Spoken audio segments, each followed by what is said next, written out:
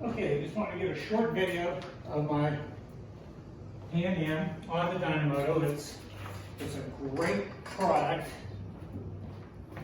great invention. Want to make sure that you see the wheels and everything. Just so easy to move the bike along. The ease that can make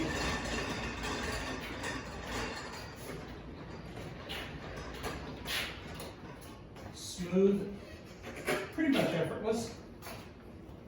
I'm just trying to get it so that you can see the bike, see the wheels underneath, the omnidirectional wheels. But other than that, it's really been great.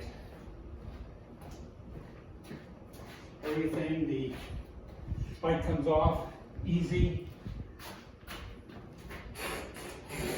and it's just an awesome product. I can't believe that that it works so well, but it does. It's just great. So I'll just spin it around one more time so you can see it.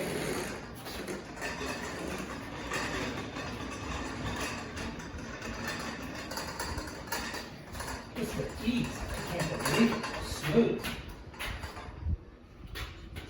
And then here's what's cool.